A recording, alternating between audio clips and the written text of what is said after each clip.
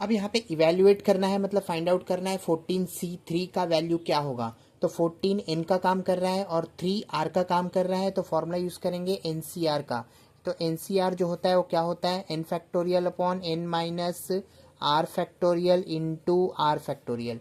ठीक है, इतना समझा। हाँ, अब n के जगह पे डाल दो, n क्या है 14, तो ये हो जाएगा 14 फैक्टोरियल और नीचे 14 माइनस 3 फैक्टोरियल इंटू r क्या है, तो 3 फैक्टोरियल। ठीक है, इतना समझा। 14 में से 3 गए तो कितना बचा, तो 11, 12, 13, 14, मतलब 11। सो 14 इंटू 13 इंटू 12 इंटू 11 फैक्टोरियल पे गाड़ी रोका, क्योंकि इसका आंसर 11 आता है इसलिए, और नीचे की तरफ 11 फैक्टोरियल, और 3 फैक्टोरियल को लिखो 3 into 2 into 1, this got cancel. 3 4 ज़ा होता है 12, 2 2 ज़ा होता है 4, तो मल्टीप्लाई करो 14 को, 13 को और 2 को, तो फाइनल आंसर जो आएगा वो अपना 14C3 का वैल्यू होगा। ठीक है, इतना समझा। हाँ, अब इस बार दिया है इवेल्युएट करना है summation r equals to 1 to 5 equals to 5CR, sorry, summation r equals to 1 to 5 और 5CR दिया है। तो पहली बात तो इसको हम लिख सकते हैं 5C1 plus 5C2 plus 5C3 plus 5C4 plus 5C5। अब हमें क्या पता है, ये सम का साइन है, किसका साइन है, सम। तो sum of all binomial coefficient CIENT coefficient for given n is given by identity, that is summation r equals to 0 to n NCR equals to 2 का पावर n। तो याद रखो, क्या याद रखना है, sum of all binomial coefficient for given n is given by the identity, that is summation r equals to 0 से n NCR equals to 2 का पावर n। ठीक है, अब पता चल गया। अब यहाँ से मैंने देखा since n equals to 5, n कितना है मेरा, तो n मैंने देखा 5 है, इसीलिए therefore summation r equals to 0 to 5 5CR equals to 2 power 5। अब मैंने देखा जो आपका सम है वो कहाँ से स्टार्ट हो रहा है, यहाँ आप क्वेश्चन में देख लो, तो क्वेश्चन में सम आपका 1 से स्टार्ट हो रहा है, 1 से 5। अगर 1 से 5 स्टार्ट हो रहा है तो मुझे किसको हटाना पड़ेगा, 5C0 को हटाना पड़ेगा पिक्चर से, मतलब 5C0 इज EXCLUDED एक्सक्लूडेड, मतलब हटा दिया। तो बचा क्या आपके पास, summation r equals to 1 to 5 5CR equals to 2 power 5, it means this side 2 power 5 minus 5C0, किसको हटाया, तो इसको हटाया 5C0 को, और 2 पावर 5 का मतलब होता है 2 को 5 बार मल्टीप्लाई करो तो वो तो आंसर में 32 देगा, माइनस 5C0 का आंसर 1 होता है, तो फाइनल आंसर क्या मिला, 31 मिला। थर्ड क्वेश्चन में मैंने देखा NC12 NC5 के बराबर है, हमें n की वैल्यू पता करना है। तो जब कभी भी ऐसा दिया हो NCX equals to NCY, let us say if NCX equals to NCY, then दो कंडीशन अराइज होता है, पहला x इक्वल्स टू y और दूसरा x plus y equals to n। तो x इक्वल्स टू y का मतलब 12, तो मैंने देखा 12 5 के बराबर का भी हो सकता है क्या, ज़िंदगी में नहीं हो सकता, तो पहला कंडीशन को हटा दो, दूसरे को यूज़ करो। तो n equals to x plus y, x मतलब 12 और y मतलब 5, मतलब 12 प्लस 5, तो n जो आया वो क्या आया, 12 plus 5 that is 17, so we got the value of n that is 17। Now again if NCX equals to NCY, हमें 12CN की वैल्यू पता करना है। तो पहले तो अगर ये कंडीशन होगा तो हमें पता है या तो x इक्वल्स टू y होगा या फिर x plus y equals to n होगा। तो मैंने तो ये देखा NC4 इक्वल्स टू NC6, तो 4 तो 6 के बराबर कभी नहीं हो सकता, तो ये कंडीशन हम यूज़ नहीं कर सकते हैं। Let us use this condition. हाँ, तो इसको जब यूज़ करेंगे, मतलब सेकंड कंडीशन को जब हमने यूज़ किया तो लिखा n is equal to x plus y, इसका मतलब x के जगह पे लिखो 4 and at the place of y that is 6, 6 plus 4 is going to give you 10, but you have to find out 12CN।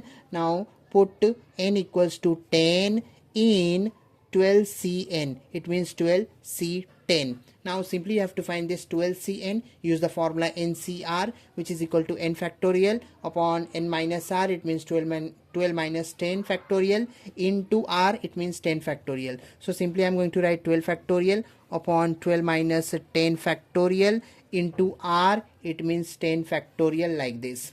Now 12 minus 10 is what? 2. So this is going to be 12 into 11 into 12 minus 10, 12 में से 10 गए, क्या बचा? तो 2 बचा, है ना. 12 में से 10 गए तो क्या बचा? तो 2 बचा. मतलब नीचे की तरफ 2 फैक्टोरियल बचा है आपके पास, और यहाँ पे 10 फैक्टोरियल है. तो गाड़ी ऊपर का 10 फैक्टोरियल तक लेके जाओ, ठीक है.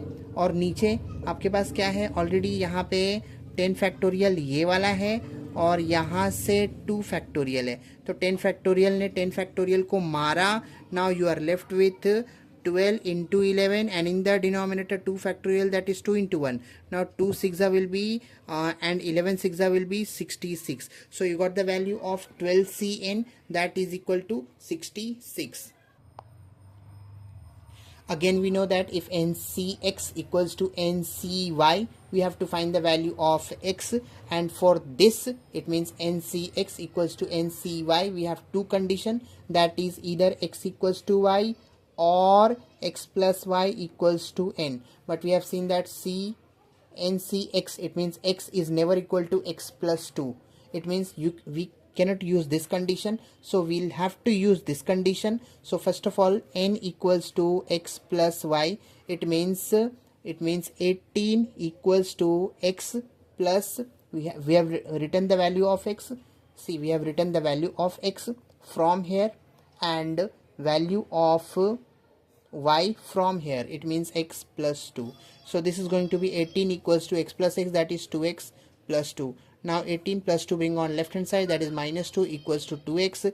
18 minus 2 will give you 16 in the answer, that is 2x, and simply x will give you 2 8 is 16, that is 8 in the answer. Similarly, you have to use the same formula and find the result of this. It means find the value of x over here. Since here we had x plus 2 on the right hand side and x on the left hand side, and now we have x minus 2 on the right hand side and x on the left hand side. So solve it so that you should get the value of x, that is equal to 10.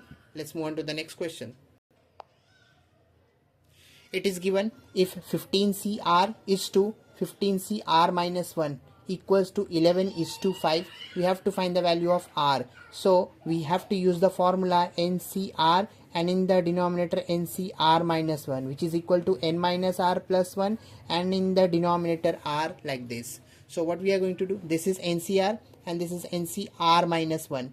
Okay, so what we are going to do, first of all we will write 15cr, ncr is 15cr, and in the denominator 15cr minus 1, which is equal to n minus r plus 1, and in the denominator r. So this is going to give you what in the answer? So write 15, and at the place of r, this is your 11 by 5 is given. What is given? 11 by 5. So simply write 11 by 5 like this.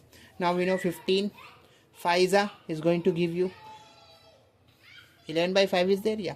So 15 5 is going to give you 75 minus